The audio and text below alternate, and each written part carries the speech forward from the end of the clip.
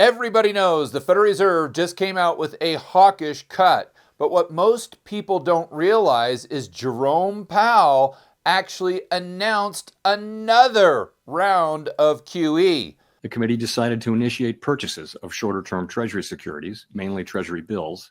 But whatever you do, don't call it QE. And I think this is a huge mistake that is going to absolutely backfire catastrophically. And I'm going to explain why in 3 simple fast steps. Step number 1, let's go over the dollar funding markets and why they started not QE or whatever they're calling it this time. We go and look at a chart from right around today's date. We'll call it early December.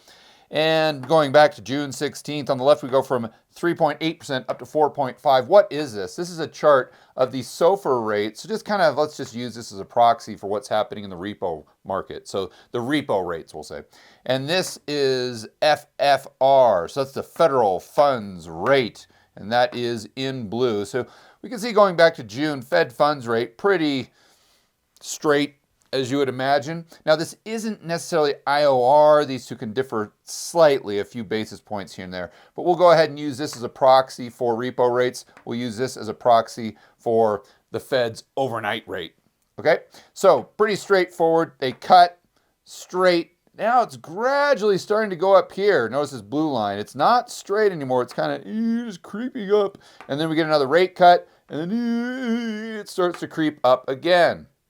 But this isn't the big story, but it ties into it. Let's look at the red line. So the red line kind of bumps up here, and the red line really shouldn't, if the Fed had it their way, the red line shouldn't go that far above the blue line. Now, I remember I was pointing this out on my videos way back in maybe July, August, something like that. And all the trolls were coming out on the comments and saying, "Oh, George, you don't know what you're talking about. This is fake news. This is fake news. This is a nothing burger because this is just end of the quarter or this is just end of the month. You're just trying to make something out of nothing and you're just fear-mongering." Okay, fine. Well, what's happening now? They're slick. Now they're actually doing QE as a result of what I was talking about a couple months ago. So anyway, getting back, that had to be your friend and family member, Fred, right? Editor, go ahead and put up a picture. But getting back to this here, we see this volatility, let's say, in the dollar funding markets really start to get worse. And then this last rate cut, they come down, and then it goes way up past where the Fed funds was before they did the rate cut. And then we see more and more volatility. So Jerome Powell talked about this specifically when he addressed the press. Editor, go ahead and cut to the clip. In light of the continued tightening in money market interest rates relative to our administered rates. Now, what the mainstream media and social media and Jerome Powell himself would like you to believe is that this is just a technical formality. This is just because they don't have enough of those bank reserves in the system. And if they could just get a couple more bank reserves, then we wouldn't see all of this volatility. But we have to think through that. So first and foremost, let's ask ourselves, what is the SOFR rate, or what is this repo rate, or this rate that's derived from repo transactions? Well, repo transactions are secured, meaning there's collateral. And oh, by the way, usually this collateral is in the form of T-bills. More on that in step number 3. That's very, very, very important. Make a mental note of that one. But what we have to realize is not only are these secured transactions, but the repo rate that you see, we're just using this as a derivative, is an average. So let's just say on this date that the repo or the SOFR rate was 4%, just to keep it super simple. It doesn't mean that, let's say there was 1,000 counterparties that transacted in repo that day. It doesn't mean that all 1,000 counterparties received a 4% rate. Absolutely not. It's just an average. So some might have received 4.3. Some might have received 3.7. Who knows how high? There's a wide range of transactions or interest rates from transactions that make up this number, and therefore this red line in the SOFR rate or the repo rate. So that in and of itself should make you skeptical that this, what we're seeing here, this problem that they're now admitting to that I was talking about 2 months ago, is just a result of bank reserves. You say, well, obviously risk, counterparty risk, goes into the equation, and so does the type of collateral. And more on that later in this video. So how can we say it's just about the bank reserves? Well, the answer is you can't. And this takes us to one of the keys here. Jerome Powell also just briefly mentioned, and I was doing a live stream, I caught this. I couldn't believe he actually admitted it. He said that over the last few months, looking at non-farm payrolls, we have seen about 40,000, like the average is about 40,000 jobs added. But what he said and what he admitted to very quietly, and I can't believe the press didn't call him out on this, is he said, well, based on their assumptions with the future revisions, he expects that 40,000 a month number to go down to a negative 20,000. Negative 20,000 in non-farm payrolls. Payroll jobs averaging 40,000 per month since April. We think there's an overstatement in these numbers by about 60,000. So that would be negative 20,000. That means the labor market is crashing. If the labor market is crashing, well, what information does that give you about the real economy? Well, the real economy isn't doing well, and therefore, getting to our next key here, talked about this earlier, the amount of risk for those counterparties that transact in the real economy and the financial economy is going up. But wait a minute here. If all of this not QE sounds familiar, there's a reason why. It's because this is the exact same thing they did during the repo blowup in September of 2019, which is one of the reasons I say this is going to be a huge mistake that's going to backfire on the Federal Reserve. We're going to get into that right now. Step number 2. Now let's go right over to the Fed's website, and we're going to go over and reveal some dirty little secrets Jerome Powell doesn't want you to know about. So, and by the way, the friend and family member Fred, he's the guy that loves the central planners. He thinks the politicians are his friend, and he's the one that always tells you that that George Gammon guy doesn't know what he's talking about. He's just a conspiracy theorist, and you shouldn't listen to him. So, the one thing your friend and family member Fred cannot accuse me of is basing my opinions on anything other than facts, data, and history. Well, occasionally I'll have an opinion that's not based on that. But usually what I'm talking about, these whiteboard videos, is not something that I just pull out of the sky. It's something that's based on a lot of research. And this is a prime example. We're going to get down into the belly of the beast here. So let's go back and actually look at the H41 data. You guys have probably never even heard of that.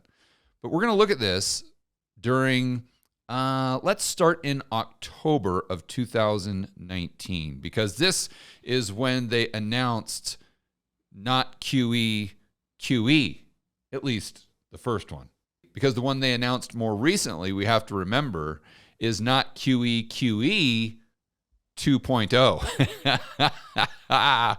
Well, let's go back to when this originated, right after the repo blow up. You guys remember that was right around, I think, September. It was mid-September 2019. I know that.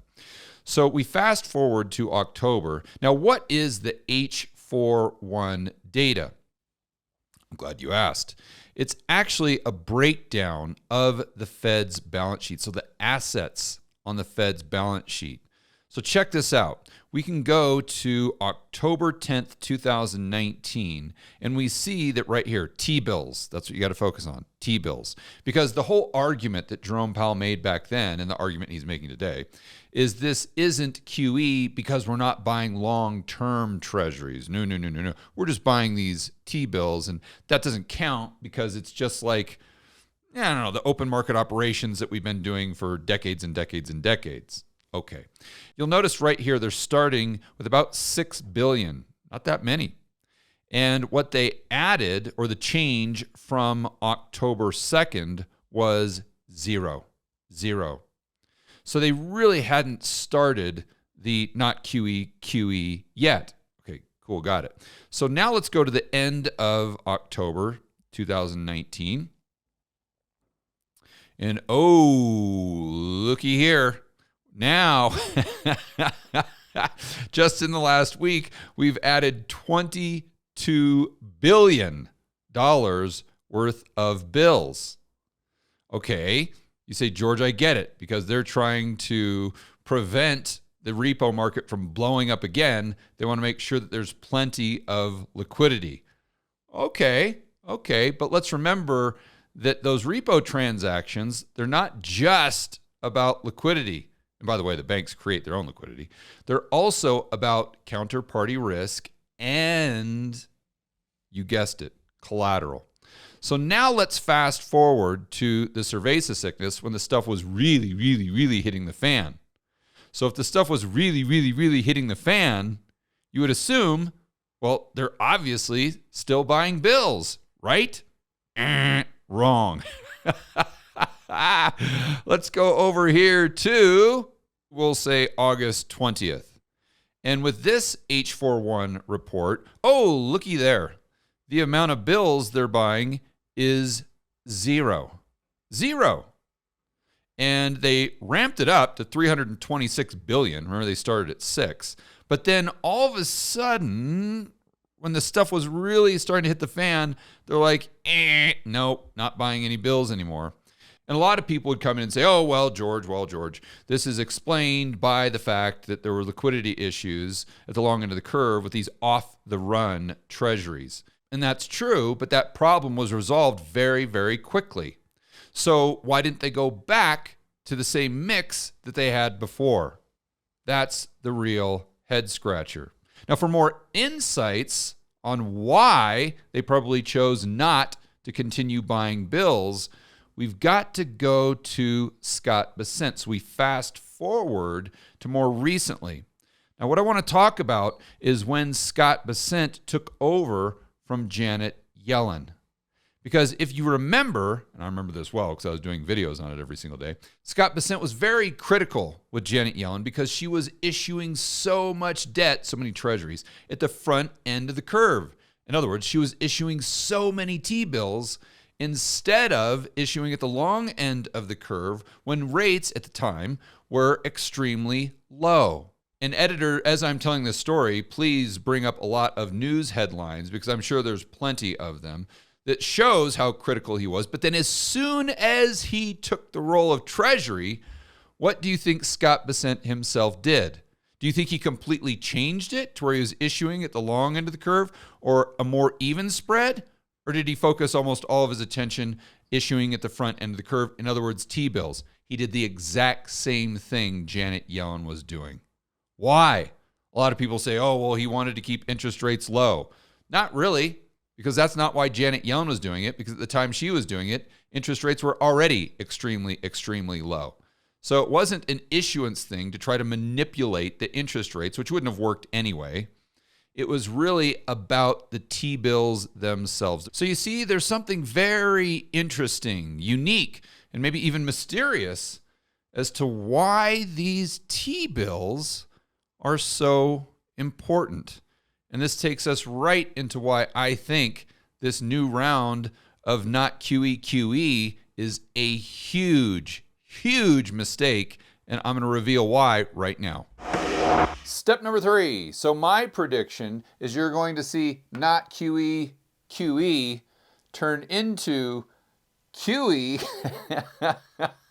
very, very quickly because this is all going to blow up in the Fed's face. Let me show you what I'm referring to. Let's go back and remember that these SOFR rates, we'll use as a proxy for the repo rates, the tightening in the short-term funding markets. These are markets where the transaction is secured. In other words, they're collateralized, usually with T-bills. And we know that risk is a big component, and so is collateral in the actual interest rate, because the SOFR rate or repo rate is an average of all these transactions. There's thousands, maybe hundreds of thousands of transactions on a daily basis, and each and every one of those interest rates is likely going to be different, sometimes substantially different.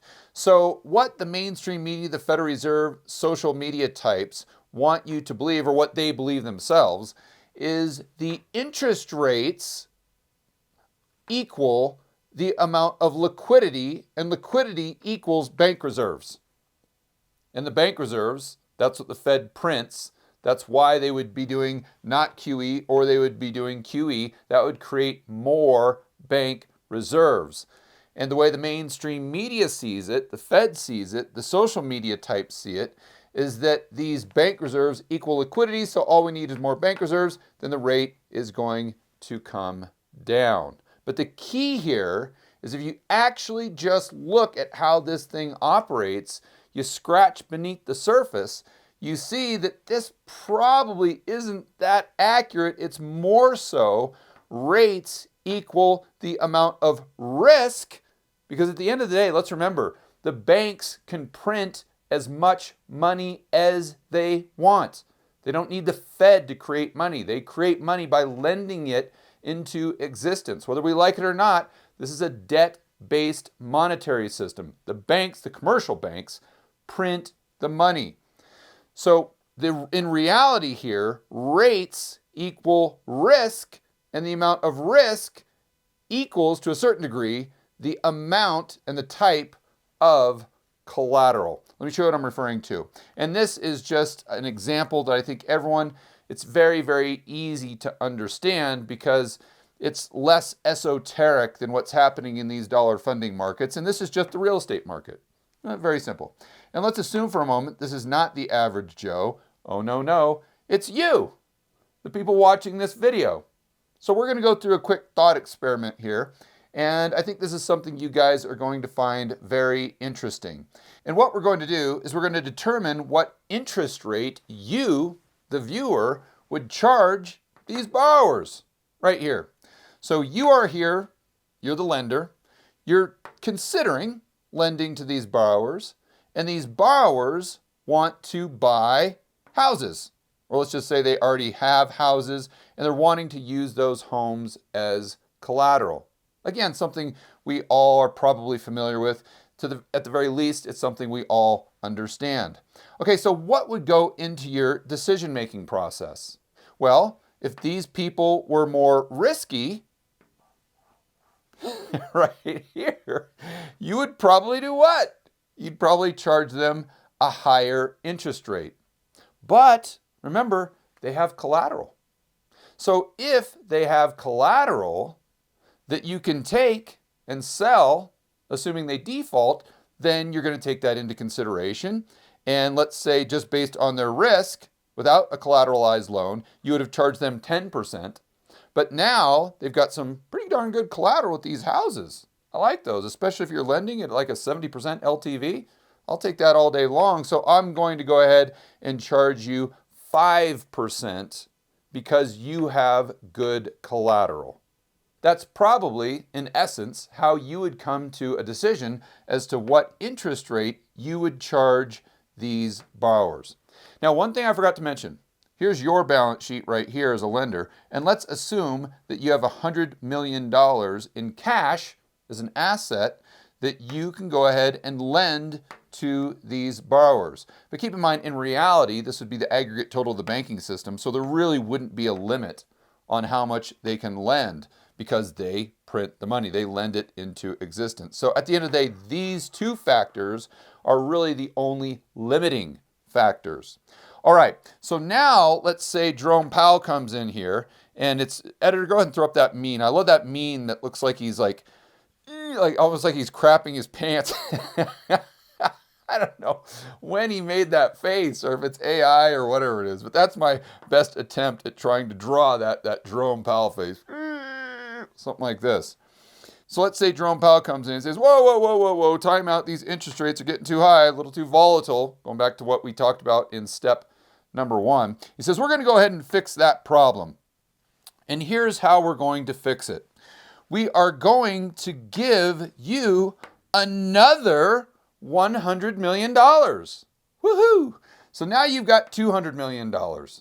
But the way we're going to create this $100 million that we're going to give to you, so you have $200 million, is we are going to buy all of the collateral. Yay! We're going to buy all of the houses. So now there's no more houses, there's no more collateral, but you have an additional $200 million. And in this example, if you guys haven't connected the dots, the collateral we're talking about, T-bills. T-bills. So assume that Jerome Powell comes out here and all of his brilliance eliminates all the collateral. Well, what's going to happen to the interest rates that you're going to charge these people that are now a lot more risky because they don't have any collateral? You're going to charge them a higher interest rate. So now let me go ahead and ask you another question. I think everyone would agree that if there was no collateral in the system, or these guys didn't have as much collateral, you would base it more on the amount of risk, and therefore you would charge them a higher interest rate. But remember, instead of having $100 million on your balance sheet, now you have $200 million. Whoa! On your balance sheet. Would that somehow reduce the interest rate that you are willing to lend money to these borrowers to? Of course not. It wouldn't matter at all. Just because you have an additional $200 million, the only thing you care about is getting paid back. And if you have a higher probability of getting paid back, the interest rate's going to be lower, regardless of how much money you have. And if you have a higher chance of not getting paid back, then the interest rate is going to go up, regardless of whether you have $100 million, $105 million, or $20 trillion. It's all the same. It goes back to this. And what's amazing, if you just think it through in these terms and use some good old-fashioned common sense, it becomes crystal clear. But for some reason, because the Fed and the mainstream media and the social media types, they convolute all of this stuff. They like to make it seem as though the Federal Reserve right here is at the center of the monetary solar system. So everything has to revolve around the Fed. That's how they come to these conclusions. But if you just step back and analyze it using some good old-fashioned common sense, you see that the Fed, they're not really at the center of the monetary solar system. It's really the commercial banks. And if the commercial banks are at the center of the monetary solar system, then they don't need the Fed to print money. They can do it themselves. In other words, they don't need the Fed for liquidity. They can do it themselves. And regardless of what the Fed is doing, the amount of liquidity or this interest rate is not going to be dependent on bank reserves or the Fed's balance sheet. It's going to be dependent on risk and collateral. And this idiot is taking the collateral out of the system at a time when it is most needed. And that's why I think this is a huge mistake, and you're going to see something almost identical to what you saw at the end of 2019 going into 2020, where they announce that they're only buying bills. Whatever you do, don't call it QE. And then 3, 4, 5 months later, it's turned into, oh, we're not buying any bills anymore for this mysterious reason we're not telling you about. That would be because they have to admit that they made a huge mistake, and we're buying the long end of the curve once again. Now, I know a lot of you right about now are saying to yourself, okay, George, I understand what you're saying with all of this stuff, but I mean, at the end of the day, how is this actionable?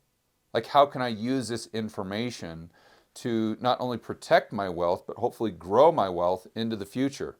I've got good news for you. I've got a private investment community called Rebel Capitalist Pro with my good friends Chris McIntosh, Brent Johnson, Patrick Sresna from Macro Voices, just to name a few.